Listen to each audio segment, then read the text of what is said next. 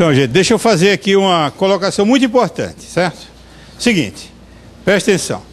Não é aqui o dono da verdade, não tem essa pretensão mesmo, não tenho vocação para ser o dono da verdade. Agora, essa visão de projeto de pesquisa é uma visão coerente, e isso tem uma coerência interna. Então, eventualmente, eu já faço essa ressalva, porque eventualmente tem orientadores de vocês, a Jéssica, né? Jéssica, seu nome, filha? Bianca lá e Jéssica aqui, desculpe. Eu sou horrível para nome, viu? Pelo amor de Deus. Viu? A Bianca é você, não é, filha? E você é a Jéssica. Então, vocês são mestrandas ambas, né? Então, só são exemplos. Eventualmente tem outros, mestrandos, doutorandos, gente que está pesquisando com o orientador. O orientador pode ter outra visão, não está aqui absolutamente contestar. Apenas esta é a nossa visão e como é a nossa proposta, que vocês saiam nesse curso com um norte, com elementos que possibilitem adotar uma conduta de investigador. Então essa é a conduta que nós preconizamos para o nosso projeto de pesquisa.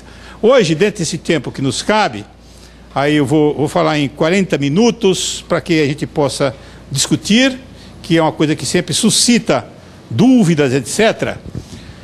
Eu vou elencar aqui os elementos do projeto de pesquisa. Começa do título, depois tem a introdução é subdividida, depois tem justificativa, depois tem resultados esperados, depois tem método, essa coisa toda.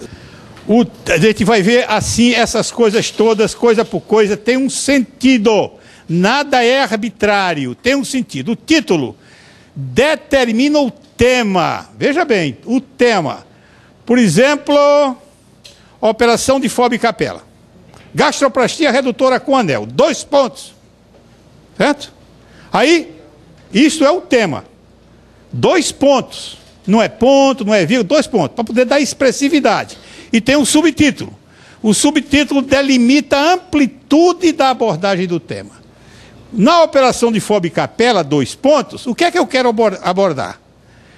Comparação com a operação, com o sleeve, a operação da gastrectomia manga. Eu quero fazer uma comparação, tá certo? Ou então eu quero resultados dos 3 primeiros anos de evolução. Então, o subtítulo, ele delimita a amplitude da abordagem.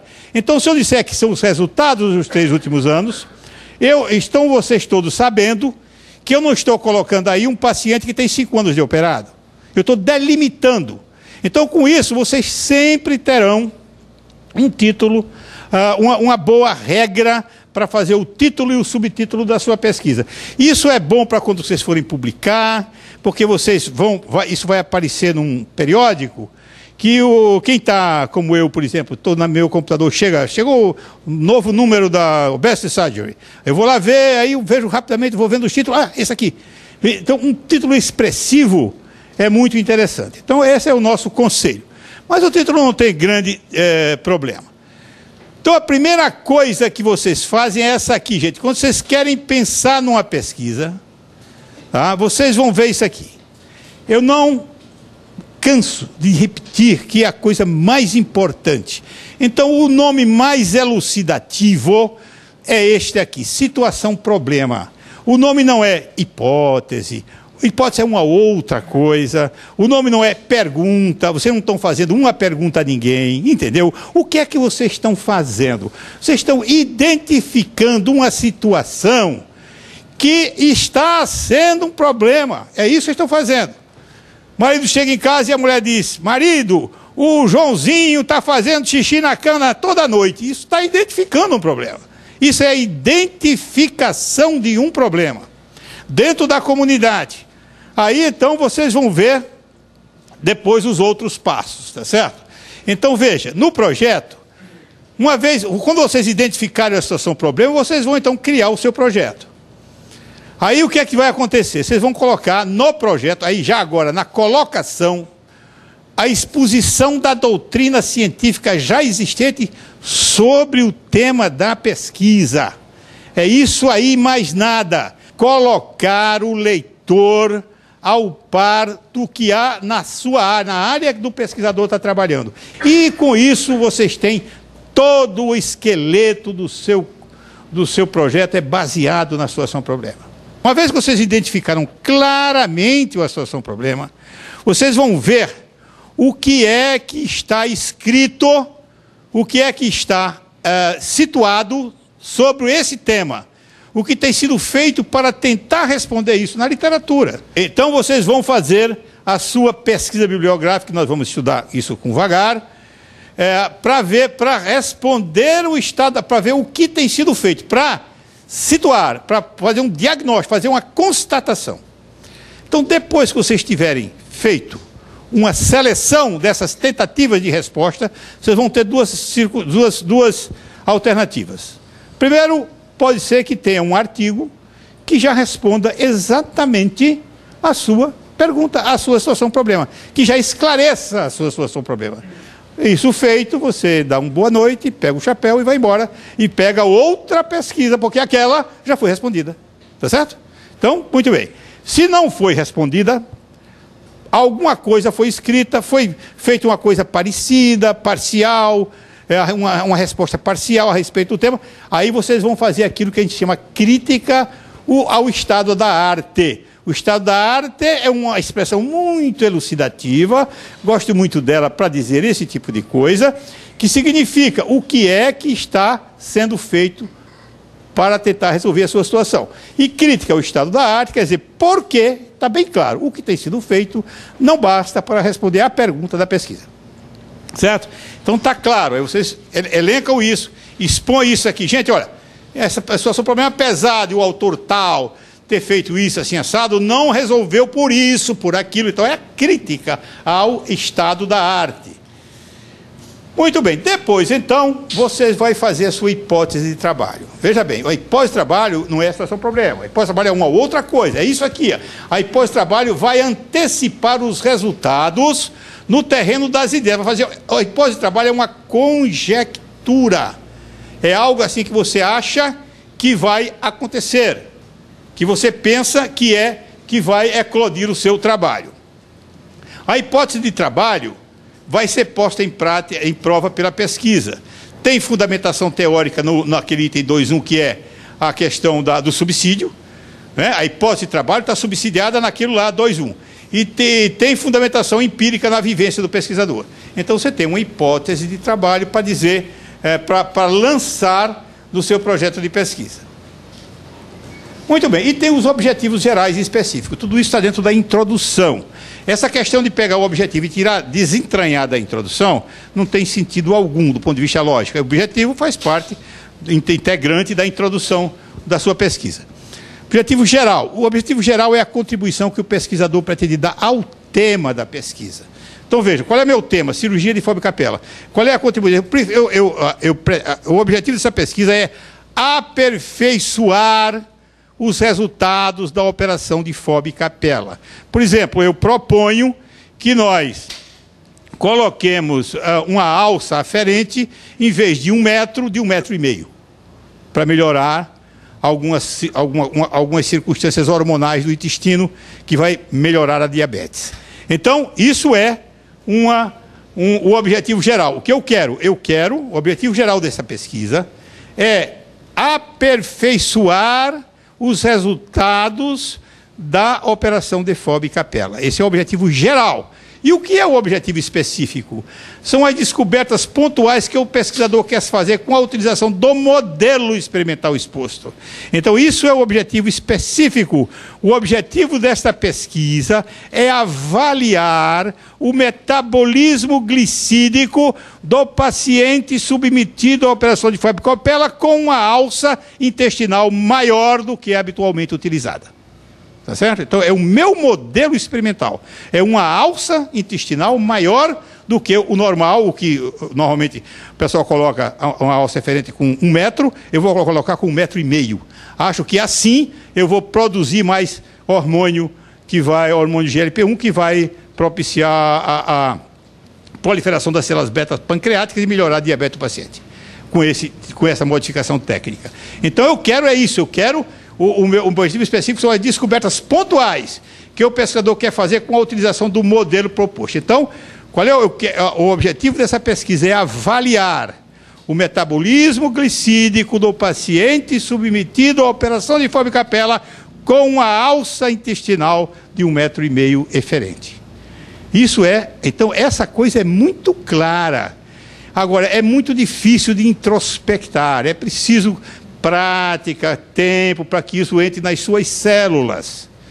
Porque senão vocês vão ficar confusos, e realmente é confuso, é sempre que eu digo. Não é fácil, é complicado, tem que raciocinar, tem que sofrer bastante para chegar a essa compreensão.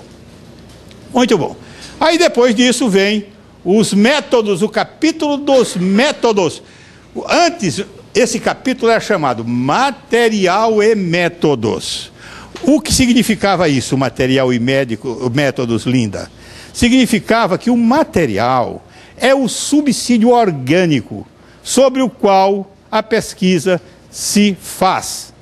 Por exemplo, ou é uma célula, uma cultura de célula, é o material, é a cultura de célula. Então o material é uma população, é uma amostra de pessoas de 40 anos de idade, obesa, blá, blá, ou então o material são ratos, é uma cepa de ratos. Esse é o material. E métodos são os procedimentos, é o elenco de procedimentos. Só que, como a grande maioria dos pesquisadores não tem aquilo que foi diagnosticado pelo professor Dante hoje de manhã, que é a filosofia, a doutrina, a reflexão, o pessoal começou a achar que material era agulha, seringa, fio. E então falou, mas isso faz parte do método, então vamos tirar material. E conseguiram tirar, o que é uma coisa muito tola, você não colocar, porque uma coisa é uma coisa, e outra coisa é outra coisa, certo? Então, uma coisa, ou seja, algo concreto é material. Por exemplo, o substrato orgânico que nós temos aqui, os pacientes, esse é o material da nossa pesquisa. Os métodos são os comportamentos, os procedimentos. Até dizíamos antes, eu me lembro dessa época, onde era material e métodos, e quando íamos dar aula, dizia, gente, o fio são os materiais que nós colocamos, são os materials que nós colocamos dentro dos procedimentos. Mas o material do capítulo Material e Métodos é o substrato orgânico. Então isso era muito claro, gente. Isso é intuitivo, todo mundo entende.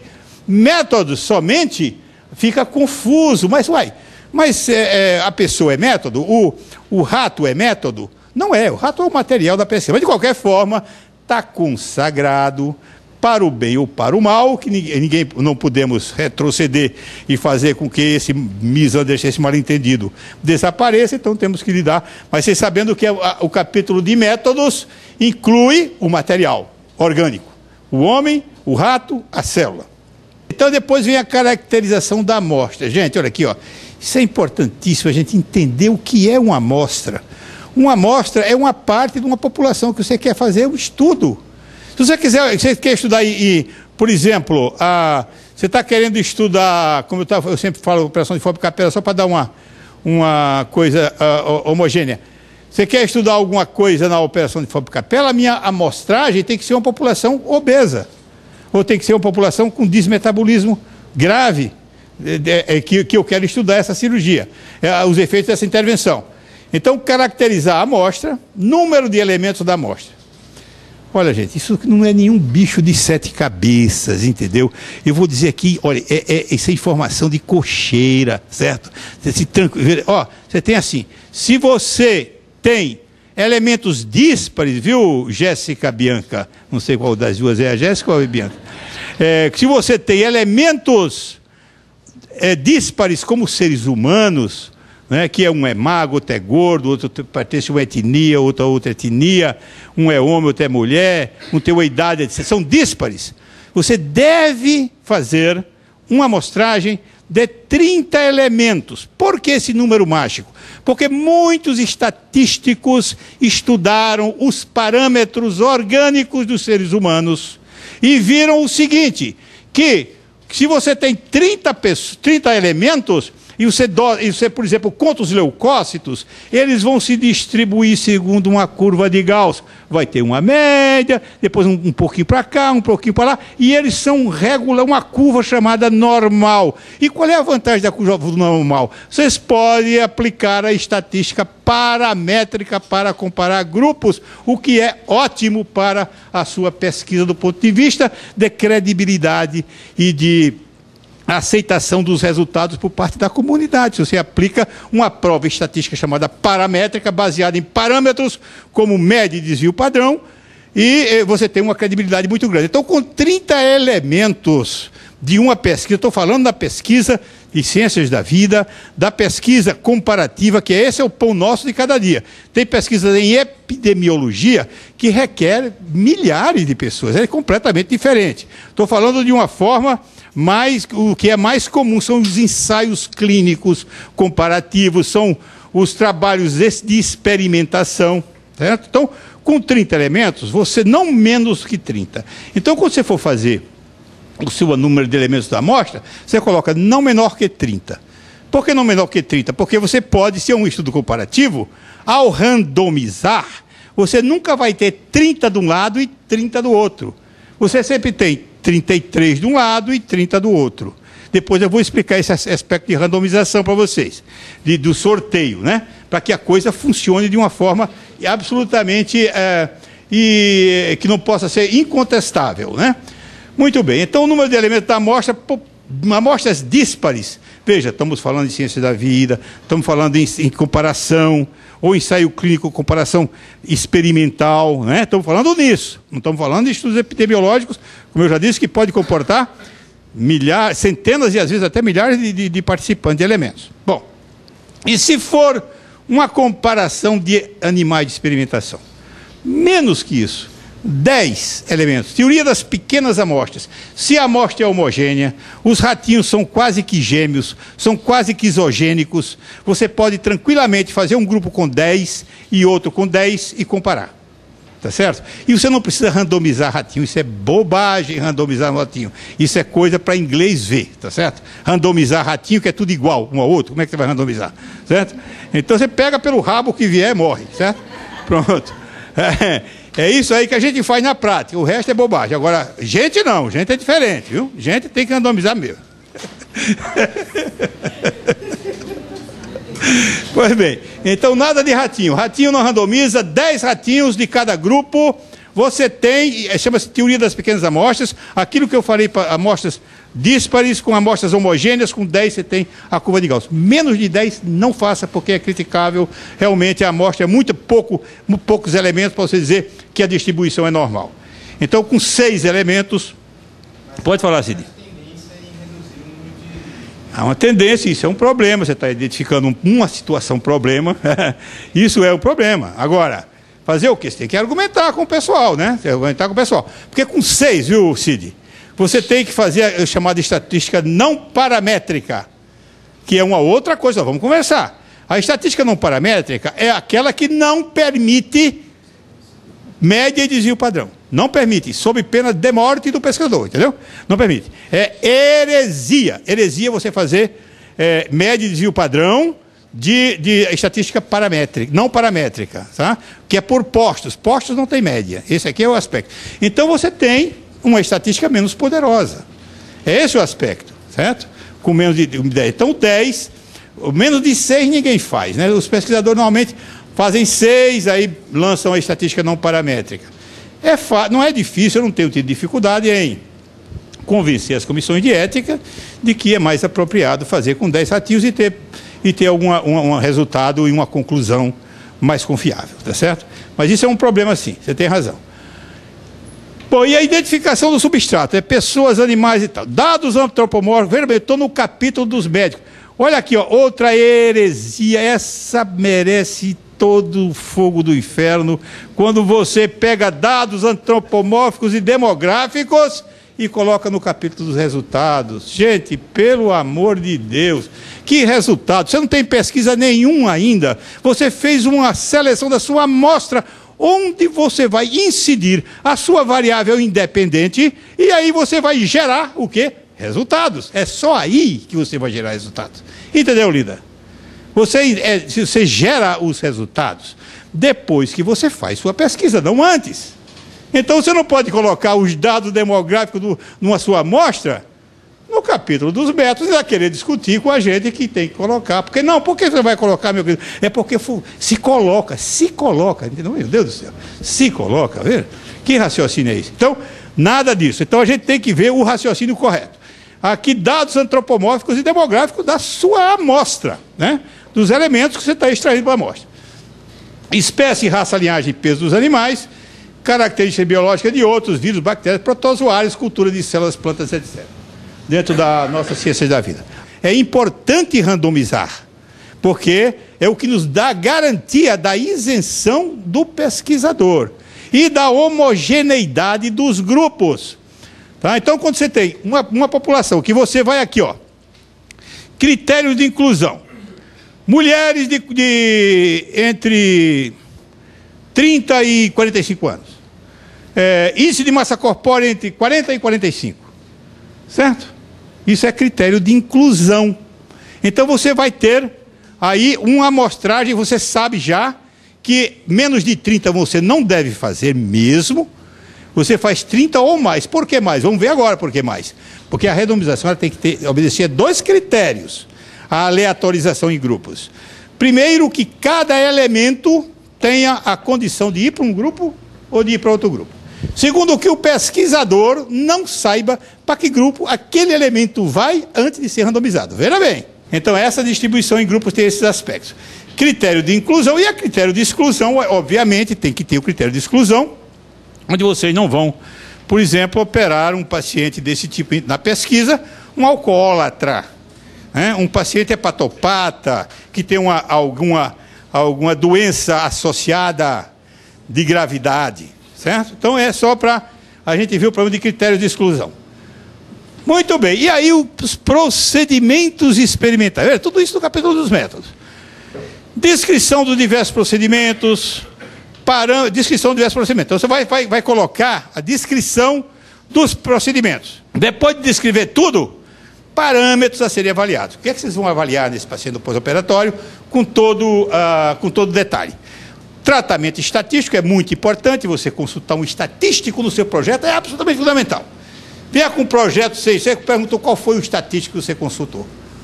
Ah, não consultei nenhum. Uai, gente, o que é isso? E como é que você vai fazer a sua conclusão? Você é estatístico? Não sou, então não pode saber. Então tem que ver o estatístico, consultar bonitinho, ver que prova vai utilizar, etc. Tamanho da amostra já falamos, tipos de variáveis, aqueles tipos que a gente conversou sobre o problema das variáveis, que são determinados tipos de variáveis, como, por exemplo, categórica, sim ou não, macho e fêmea, etc. As variáveis ordinais, maior, menor, etc. As variáveis intervalares, números intervalares, como temos aqui números de pessoas aqui nessa sala. Variáveis contínuas. Essas são as melhores, variáveis contínuas e variáveis intervalares. Fora disso, variáveis de ordinais por postos, vocês não podem fazer estatística paramétrica, o que é muito ruim. Você tem que procurar fazer estatística paramétrica, porque elas são mais poderosas. Elas detectam diferenças estatisticamente significantes de uma forma mais precisa. As provas estatísticas, o problema da estatística é o seguinte, você tem que colocar uma estatística para saber se aquela diferença, porque você sempre vai encontrar diferença.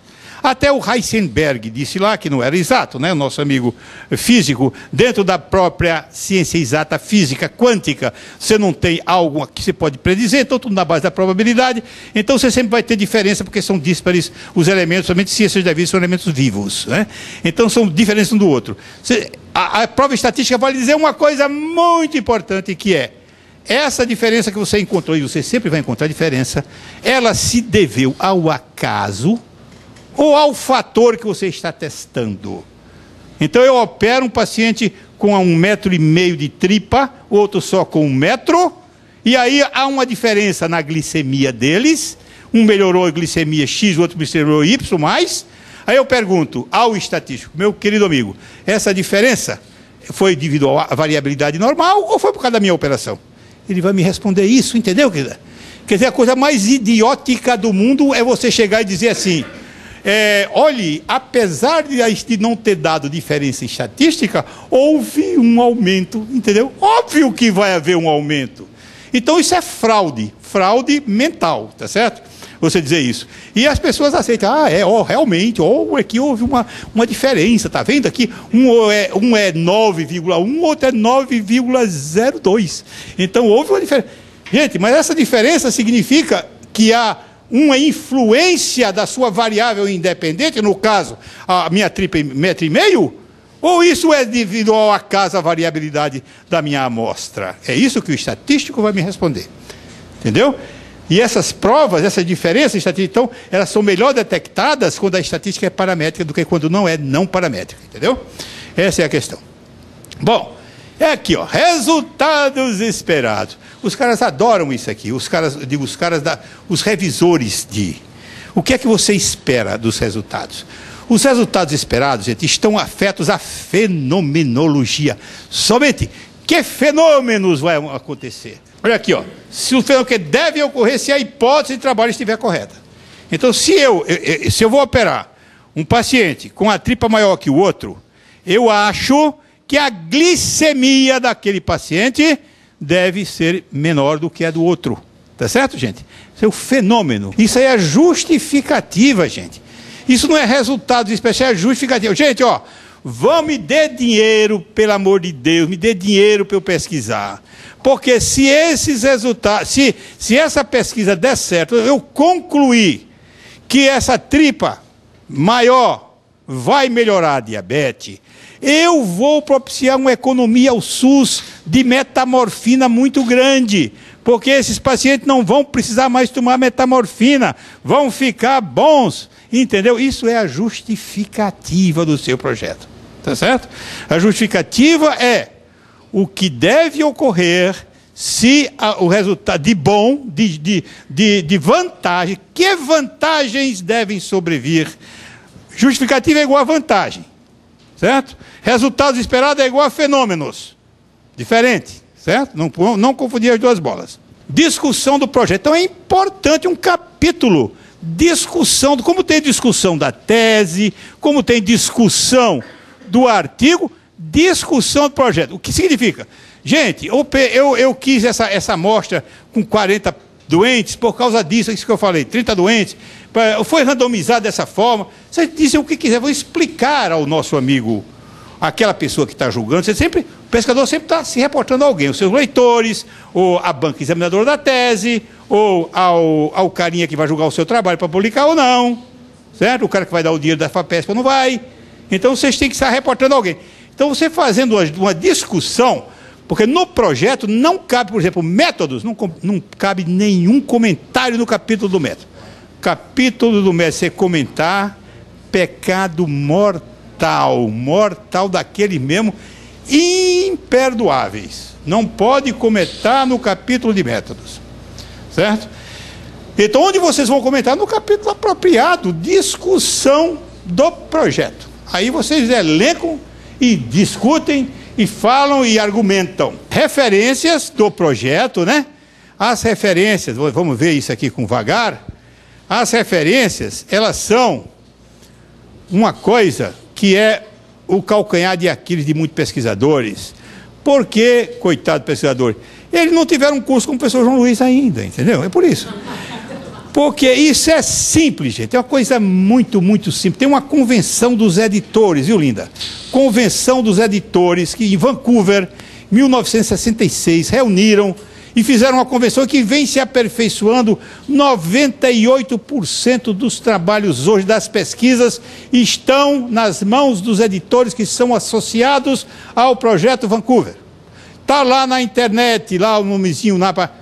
Aí tem lá, eles dão algumas alternativas, eles não engessam o pesquisador, eles dão algumas alternativas. Nós, com a nossa experiência, todo dia, de manhã, tarde e noite, vendo essa coisa, chegamos numa conclusão, que depois eu passo para você, que é simplesinho, bonitinho, sem nenhum problema, e vocês sempre ficarão felizes. Acabou a angústia das referências bibliográficas. Referências de Vancouver, na modalidade aprovada pelo professor João Luiz, tá certo? Com isso, vocês estão felizes, eleitos e tranquilos. Então não há problema, é uma coisa muito simples. E é uma coisa que não tem sofisticação. Chegaram numa situação muito racional, razoável, onde você coloca o nome do autor, sobrenome do autor, depois as iniciais, sem ponto nenhum, nem 2 pontos, nem nada. É simplesmente as iniciais, pegadinho, agarradinho uma na outra, em maiúsculo, depois uma vírgulazinha, depois vem o título com a primeira letra maiúscula, depois tudo minúsculo, depois vem o periódico abreviado, ponto na última abreviatura somente, e depois vem o ano, ponto e vírgula, o volume, 2 pontos, página inicial, página final, tirando a dezena, 2025-4, de 25-8, então, simplesmente coisa assim muito singela.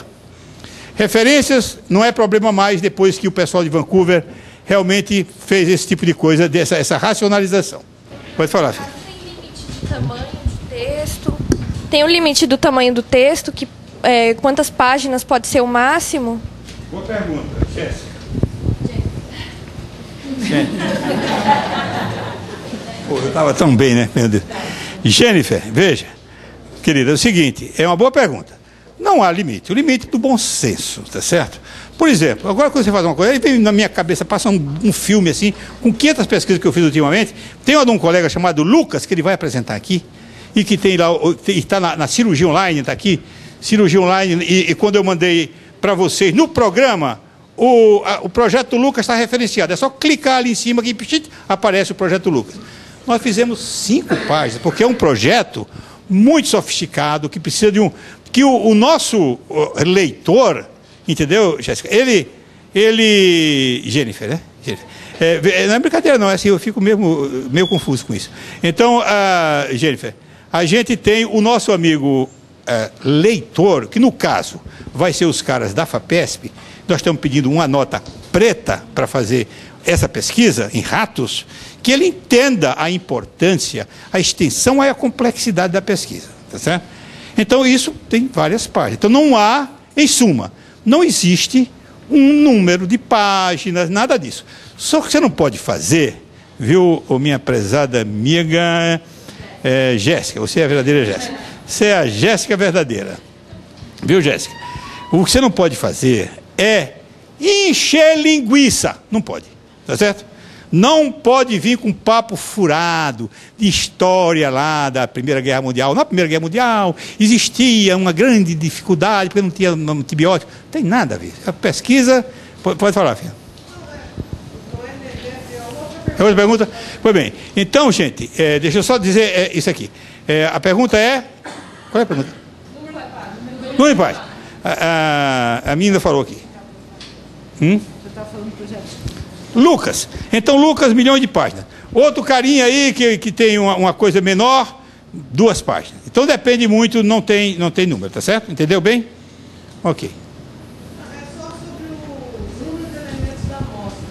Eu queria saber assim, esse que o senhor colocou, no mínimo 30, né? Isso vale tanto para artigo, para publicação de revista, para dissertação de mestrado, como para... Dissertação do mestrado eu começo a ter uma convulsão. Tese de mestrado. Sim, e aqui. Tese, doutorado, sim. Mestrado e doutorado, a tese é uma tese. Pode ser de mestrado, doutorado. Dissertação é outro negócio, entendeu? Depois a gente vai conversar sobre isso, muito. Mas, diga lá, a pergunta é essa. Para tudo, porque, veja, é muito boa a sua pergunta. Como é seu nome mesmo? Maria. Essa é fácil. Viu, Maria? Maria, minha querida, você está fazendo uma pergunta fantástica, porque eu posso dizer para vocês aqui uma coisa assim. Não existe essa discriminação. Eu quero fazer um trabalhinho meia boca porque é mestrado, então eu quero fazer um senhor trabalho porque é doutorado. Trabalho, pesquisa, tá certo? Bom, eventualmente, está numa condição de mestrado ou doutorado, que depois nós vamos conversar sobre isso, que vocês vão sair daqui sabendo que isso é uma grande bobagem. E por que é uma grande bobagem? Só que vocês vão continuar fazendo mestrado, doutorado e submetendo a todas essas normas, porque os homens é quem mandam, tá certo? E vocês têm que obedecer. Agora, manda quem pode, obedece quem tem juízo. Agora, essa questão de mestrado, doutorado, livre docência, a tese é tese. Tese é uma proposição que você faz e prova. E essa proposição tem que ser relevante. A proposição tem que ser relevante, entendeu? Mas, na verdade, a informação que eu tinha é que o número de elementos da amostra tem que ser muito maior que isso. O que tinham me falado antes... Então, querida, veja, a gente tá, eu acho muito bom você dizer isso, sabe, Maria? Porque, veja, a gente pode conversar, você traz um estatístico aqui, senta, a gente conversa, discute online. Veja, é assim, existe uma teoria que é feita por um monte de bioestatísticos, caras que estudam a estatística dentro da biologia. Não é a pessoa que é um matemático, é diferente. Os matemáticos têm outra cabeça. O cara é bioestatístico, ele tem uma cabeça diferente. Tá certo? Bem linkado ao que nós queremos. Então, isso foi demonstrado, e isso é lógico. É muito lógico, porque os processos orgânicos, eles são muito parecidos. Tá? Se você quer, por exemplo, qual é o parâmetro de avaliação da sua pesquisa? Parâmetro, que você vai avaliar na sua amostra. O que é que você vai avaliar? Um dos parâmetros, um só. Na verdade, eu estou me lembrando de um trabalho que eu comecei a fazer, que era assim, era um estudo sobre o abandono do tratamento da hipertensão arterial. Esse estudo, a proposta era trabalhar com entrevistas de pessoas que estavam fazendo o tratamento e que não abandonaram, né, e continuavam, que eram assíduos, frequentavam as consultas, tomavam os remédios, faziam as atividades e tal. E um outro grupo, comparando com um outro grupo que havia abandonado. Então, eram questionários aplicados para... Perfeito, é maravilhoso isso é fantástico. Sabe por quê, Maria? Porque você me dizendo isso aqui, eu já posso dizer para você o seguinte: essa pesquisa maravilhosa é do âmbito das ciências do comportamento, entendeu? Ciências do comportamento. Tudo que eu estou falando aqui não vale nada para a ciência do comportamento. Eu estou falando ciências do ponto de vista de fenômenos biológicos, entendeu? Então eu não sei qual é o número de pessoas, de elementos da pesquisa em ciência do comportamento. Pois não.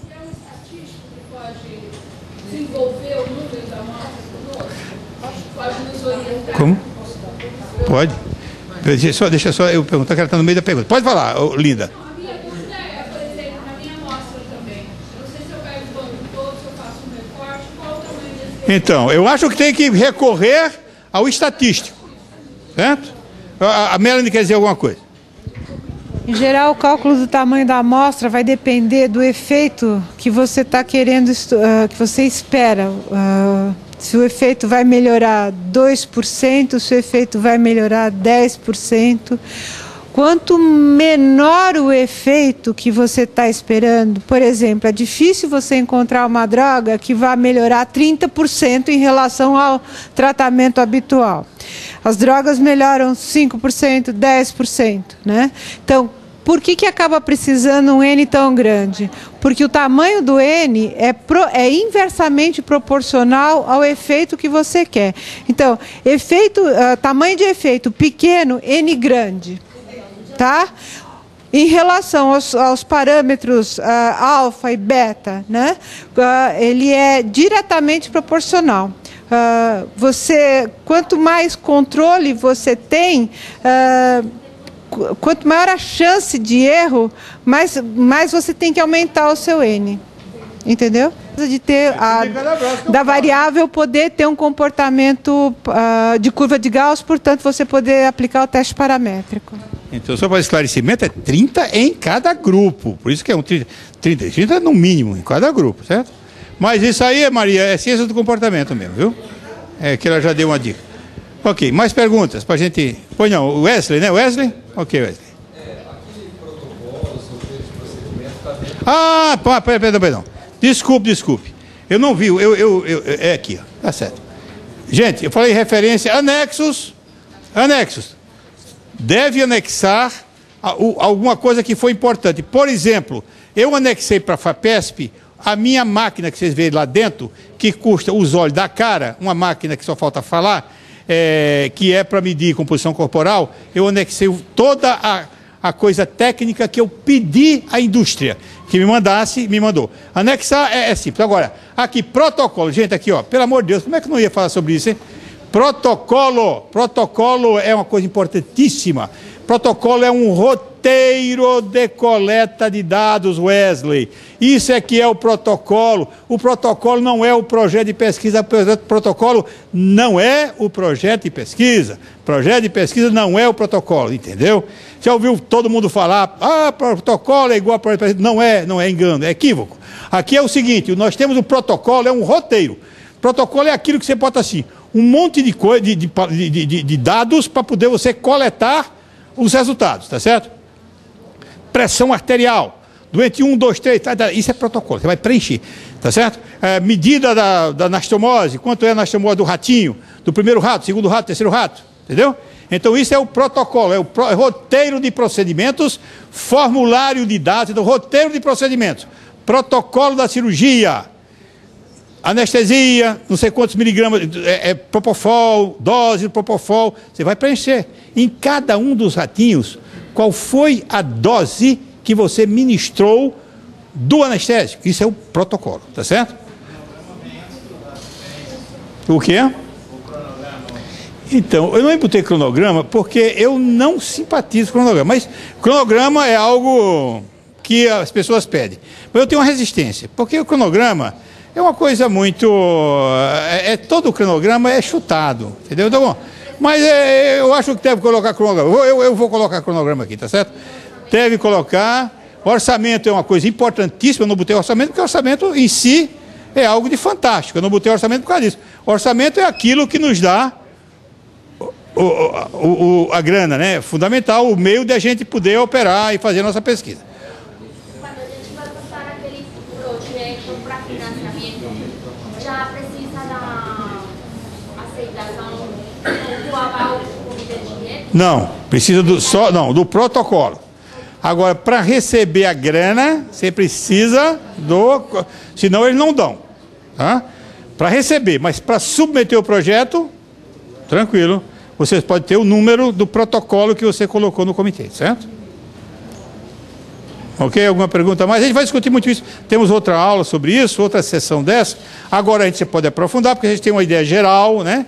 Agora a gente já pode chegar na próxima aula e aprofundar mais sobre isso. Tá certo? Beleza? Não entendi. O quê?